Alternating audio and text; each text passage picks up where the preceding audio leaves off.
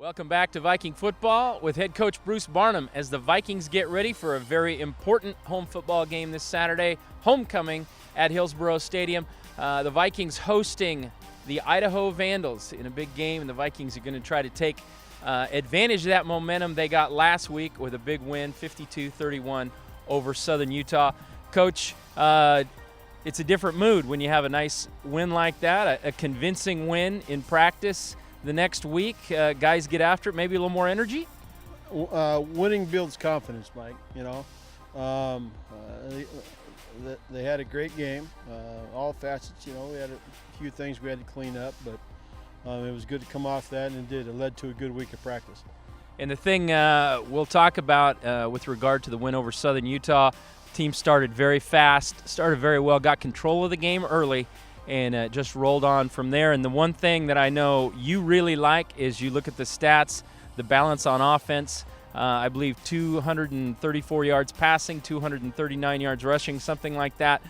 Very similar numbers. And when you're able to move the ball through both the pass and the run, that just makes you all the more effective, and you had a good trigger man leading the way. It does. Davis did a great job, leading it offensively, but we want to be 50-50. When you're heavy one way or another, everything's going really bad or really good. If you're running it, it's going good, and vice versa. But if we can stay that, and our past, when we're winning, we are about 50-50, and try to keep the defense guessing. And the key to that victory, the Vikings go on a run about 7.5 minutes in the second quarter where they scored 28 straight points.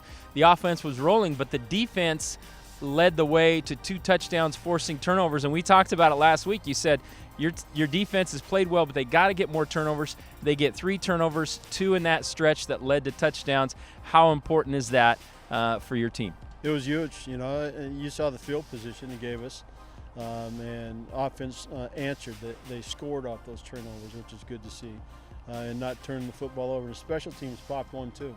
The punt, muff punt that we got back, gave us great field position as well. So if we can win the turnover battle each week, we'll have a chance. All right, now the Vikings look ahead to the University of Idaho. They come in with a 2-4 record. Not real impressive in terms of wins and losses, but if you saw who they played and how they played, pretty impressive group. They played 4th-ranked Weber State last week, losing that one 41-35. Of course, they have a big win over Eastern Washington. Eastern Washington, of course, played for the national championship last year. They took Wyoming right to the very end, losing that one 21-16. So despite the record, this is definitely a formidable team. It is. Great defense. Bresky does a heck of a job with their defense. Known him for a few moons, and he's tough to beat, and he gets guys going. And Vern Smith's there. He used to be with us, so they'll have him riled up. And especially after last year, I'm guessing they'll come in with a lot of confidence as well, because they throttled us at the Kiwi Dome last year. So I like where we're at. Their defense again is better than last year. But so are we on offense. So like the plan, but we've got to be ready to go. This is a good football team. All right, let's touch on that real quickly. The Vikings losing at Idaho last year 20-7 in a game where Idaho's offense dominated time of possession early, got a lead on the Vikings, and then that defense for Idaho really held you down until the second half. Portland State had a little rally, couldn't quite come back all the way. What was it last year that Idaho did to you guys, other than controlling that football in the first half, that made it tough for you on offense? I remember that first quarter. I've never been a part of a first quarter like that. We watched Idaho on offense, I believe, for about 20. It felt like 27 minutes, but they had a nice drive. We did hold them to a field goal on that drive, but they did that, and we came out on offense, and their defense got after us. They're a very physical group. On defense, they mix it up. There's no secrets. They show you what they're doing, and they get after your butt. So, but that was last year.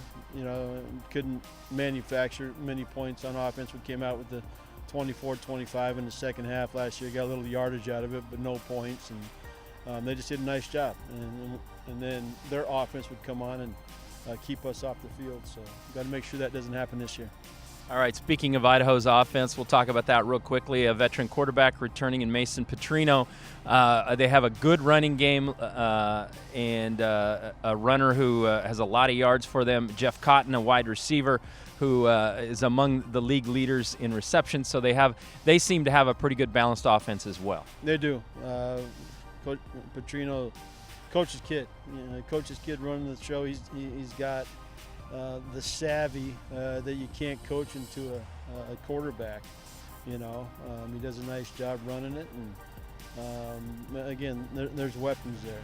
Their tailback is fun to watch, but new scheme, new plan. The defense did all right last year. Didn't got after him, kept him off the scoreboard, but have to be able to get off the field on third down. All right, also on third down, this is something that Idaho's defense does very, very well. They lead the Big Sky in holding opponents to just 28% conversion rate on third down, and that is huge. It doesn't matter how many yards you give up if you can stop them on third. And that's something that Portland State's done really well. Portland State on offense, a 45% conversion rate, and that ranks among the best in the Big Sky. And when we look at keys to the game, do you see that as a key to the football game? I know you'll say turnovers, things like that, maybe winning the coin flip and getting possession first so Idaho can't dominate time of possession. But that, to me, looks like a big part of this game coming up, that third down situation. I didn't know that, but you can see it on film. I didn't know this statistic, but if you watch them, they're good up front. Their front seven, I think, is a strength of their football team, Mike. They're able to play zone behind it and stop it with their front seven. So when you can do that, things get easy on defense. So kudos to those guys up front. They've got some big defensive tackles. They got number 7, who's a cat. You got number 8, a linebacker. He's all over the place. So they get things done with the zone behind it, which allows you to do a lot of things. But third down is huge. Yes, we have had success with it, but Bresky will have you schooled up. They'll know everything we've done on third down for the past 17 years. All right, and that's where our veteran quarterback Davis Alexander is going to have to make plays for us. He's looked really good in recent weeks for the Vikings. Portland State now 3-3 on the season, 1-1 in the Big Sky Conference as they go into this game. Coach, keys to victory for the Vikings? Turnovers. We have to win that battle. We have to be able to run the football against these guys on offense, and that's tough duty. That's going to be a tough pill to swallow. But and defensively, stop the run and contain and control Petrino, their quarterback. So it should be a fun one. These games are always a battle. Anytime I've been involved with Idaho, and Coach Petrino is probably the toughest, besides Tim Walsh. They'd get after it in the ring for 3 rounds, but he's probably one of the toughest people coaching in the Big Sky. All right, I got my money on you, so don't let me down.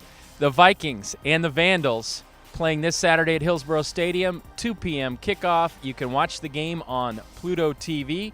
Go to GoVikes.com for all the links to the game, all your information on Vikings football at GoVikes.com.